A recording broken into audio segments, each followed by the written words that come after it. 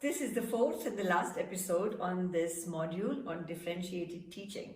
So we've talked in the earlier modules about what do we understand by differentiated instruction. We went on to explain what is the idea of differentiating some bit of a content where student readiness is concerned in the second episode. The third episode actually dealt with a little bit of difference in the pedagogical approach that we might have for our students and their interests and their learning styles.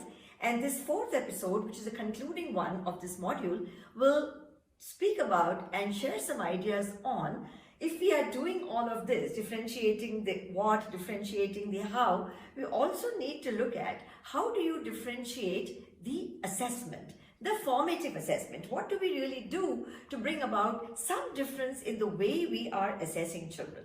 Like always, we know that the goal of differentiation, as Carol Tomlinson has been telling us, is nothing but responding to the needs of the learners. And these needs could be in the area of what, that's the content, how, that's the teaching strategies, as well as assessment, which is how do I know whether my students are learning. Now, in differentiated assessment, the core idea is, can we give students a choice? That's what is being really asked here, and that's what is being also suggested. Because choice is very powerful and human beings respond to choice. So you might recall that even in the second episode, when we were talking about readiness, we were saying, can we give students a choice on how would they like to learn whatever is the missing background knowledge? Similarly, even in pedagogical processes, we said, let us use the framework of multiple intelligences, calling it interest, and give the students a choice in the third episode. And here we're saying, can we give students a choice on the way they want to actually attempt assessment? Now, this might sound a little bit perplexing, but it's pretty simple really, because we have to our aid what is known as multiple intelligence products.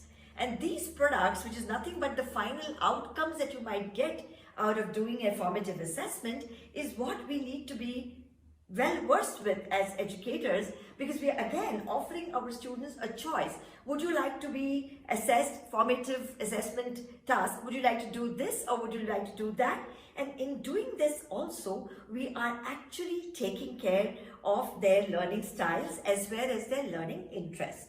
So just a very quick look at the different multiple intelligences again, and then therefore also understanding what are these different products that we are talking about.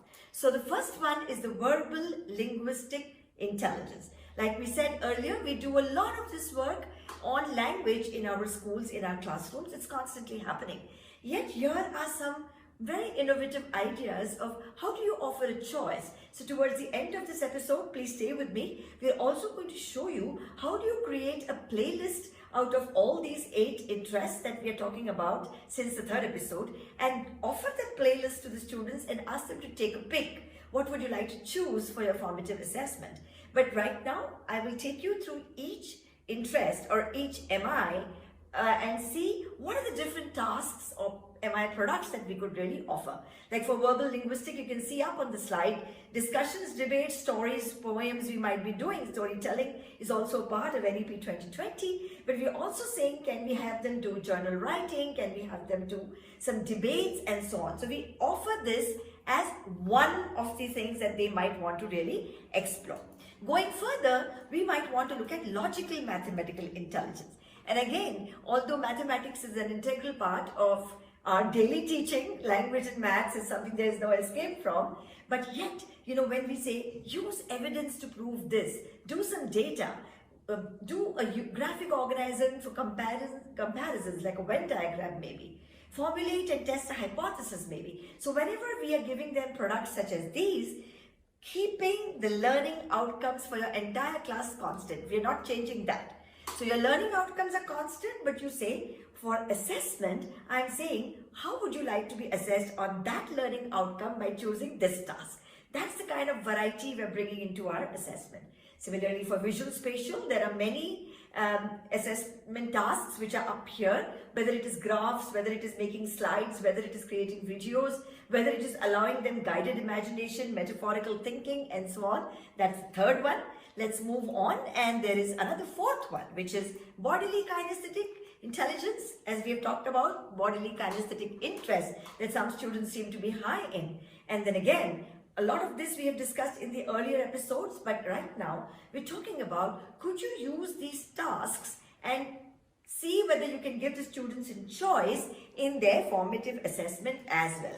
Moving on, there's musical, and we know that there are a lot of tasks that they can do for music, as well as interpersonal. The interpersonal is something that they might want to really look at. Intrapersonal, which is journal writing, independent study, self-regulation, metacognition, and then we have naturalist intelligence. Now, the idea is about creating a playlist, and this is the most important thing. How do we really open up a playlist which is based on the 8 MI, as you can see opening up on the slide, and make sure that you put this in front of your students and say, hey, from this, what would you like to attempt when you are doing your formative assessment? Now, one word of caution, this cannot be done for every assessment, but from time to time, give them a choice, because choice is very powerful. It allows a human being to take the onus of her or his own learning and say, this is the way I want to do it, that's not the way I want to do it, and therefore that becomes motivating for everyone. So open up a playlist like this, keeping your learning outcomes constant, whatever they are. So we are not assessing the pedagogy. We are going to be assessing the learning outcomes that we've already decided. Learning objectives, learning targets, learning outcomes, call it what you will. Based on that, we are giving them a variety in terms of how would you like to be assessed on that outcome. And here is a playlist up there in front of you. This is what educators do and allow the students to make a choice, which is very powerful. So let us now put it all together. So I'm hoping that you have watched the previous 3 episodes, because that will make more sense. We always begin with what, the how, and the whether. We said there is different content, there's a different process we need to look at, and a different product. In this case, we are using the terms content, process, and product exactly the way Tomlinson talks about it. The reason Shikshankan does that is, if you want to go further and explore and study on your own, which I hope you do, we are just starting our viewers off on this journey of self-growth and self-learning as educators. When you look at it, she's not going to be calling it what, how, and whether. She calls it content, process, and product, and that's why we're just putting it together for us to see that it's actually the same thing, said in a different way. But then we said a little bit of different content, because here we were talking about readiness. And when we said that, we said accelerate the learning, you might recall in the 2nd episode. And we said, how do you accelerate the learning? There are basic skills and concepts in mathematics, and there is vocabulary that we need to build. And then in the 3rd episode, we talked about different processes, taking into view this idea about multiple learning interests and multiple learning styles. And then we opened up here a different process, so whether it's mathematical, logical, verbal, linguistic, and so on, all 8 MI can be seen on the right hand side. And right now, this module, this episode was talking about how do I give a choice in assessment. In that, then, we are actually mapping each MI to a product. The MI products that we showed you. So one is mapped to the other, and we are saying create a playlist so that students can exercise a choice, feel motivated, and who knows, do very, very well, because you are now catering to individual differences in your class. Just to repeat, it's a curiosity of teaching that no 2 days are alike. But if we are not careful, and if we do not take care of the individual student needs of our students, all the days can take on a deadening sameness, and we do not want that. We want the beauteous variety of our classes to flourish. Thank you for watching. If you like what we present, do subscribe to our channel and do share forward.